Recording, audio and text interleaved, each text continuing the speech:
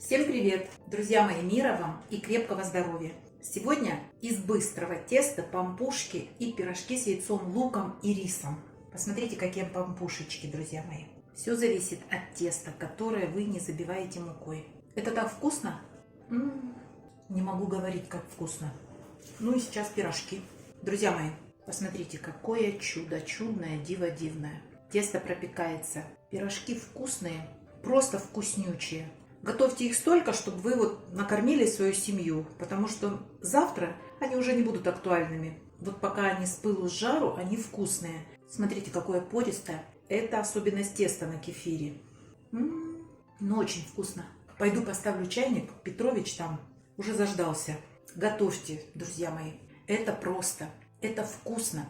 Поехали готовить. Начинка для пирожков. Друзья мои, сегодня я буду использовать зеленый лук перьевой. И добавляю его совсем немного. Помните, что он агрессивный. Если хотите добавить больше, обязательно обжарьте его слегка на сковородке на растительном масле с добавлением сливочного. 100 грамм уже отваренного риса. Чтобы получить 100 грамм отваренного риса, надо сварить 2 столовые ложки сырого риса. Не забудьте его хорошо промыть. И 5 яиц, которые я натираю на крупной терке. Добавляю 3-4 грамма соли. Это пол чайной ложки. Немного добавлю черного молотого перца и все перемешаю. Мы не очень любим пирожки именно с рисом, но вот сегодня я решила такие приготовить. Больше любим с обжаренной капусткой. Друзья мои, сейчас я буду готовить тесто, а за это время соль в начинке разойдется. И я попробую на соль. При необходимости досолю. Все, начинка для пирожков готова. И сейчас я буду готовить заправку для пампушек. Головку чеснока пропускаю через пресс. Добавляю небольшой пучочек укропа, у меня замороженный. И буквально 2 грамма соли. И все это необходимо перемешать, чтобы соль растворилась. Соль в растительном масле не растворяется, а поэтому перемешайте соль с чесноком, а лишь затем добавляйте растительное масло. Здесь 2 столовых ложки. Очень вкусно пахнет. Все, заправочка наша готова. Приготовим тесто.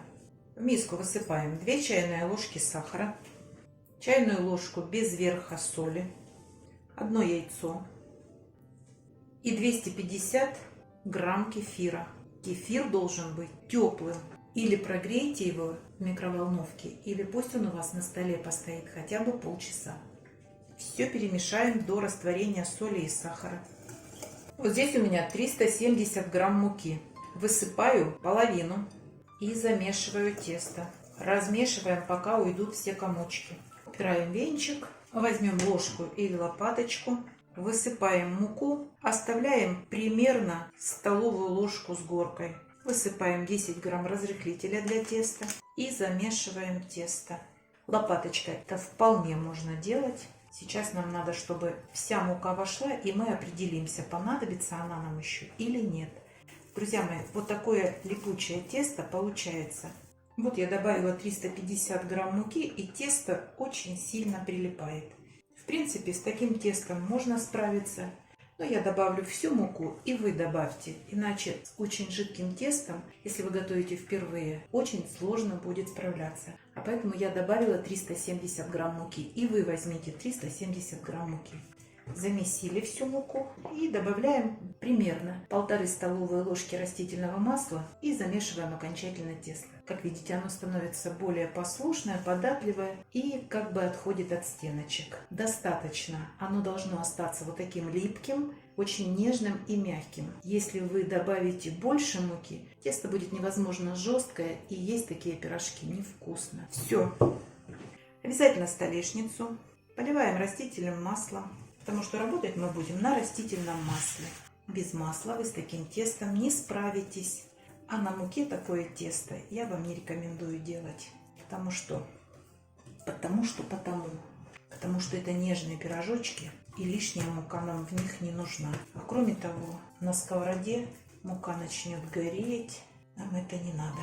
Формируем вот такую колбаску. Как видите, с растительным маслом победить такое тесто можно. Но растительное масло держим под рукой. И делим на 16 частей. На 2 части.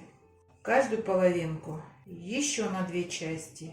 И на 4 каждую. Так, Так, еще руки смазываем растительным маслом и скатываем вот такие колобки. 10. Это будут пирожки.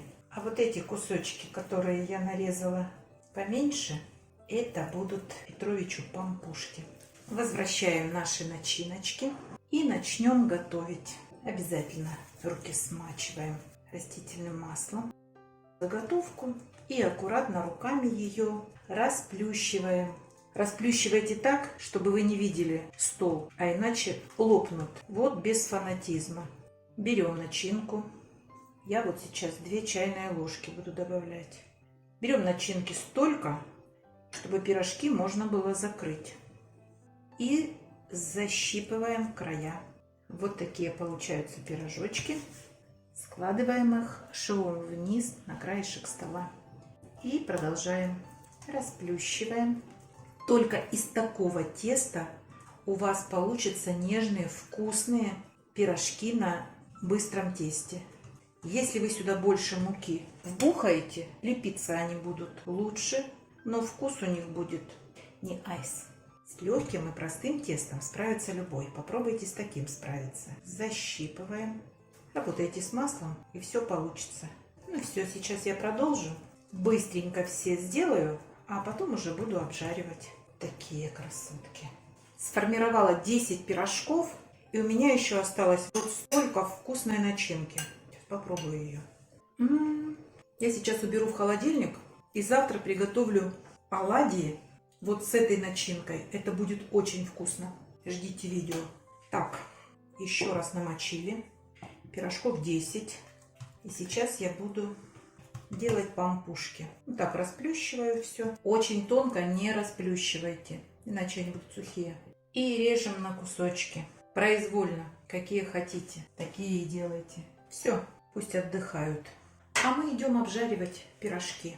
В сковородку наливаем растительное масло и разогреваем. Масло должно быть столько, чтобы пирожок до половины в нем тонул. Если пирожок будет в небольшом количестве масла жариться, а это возможно, тогда у него по центру будет белая полоса. Это то место, куда не достает растительное масло. Так что имейте в виду. Либо красивый пирожок, либо сэкономили масло.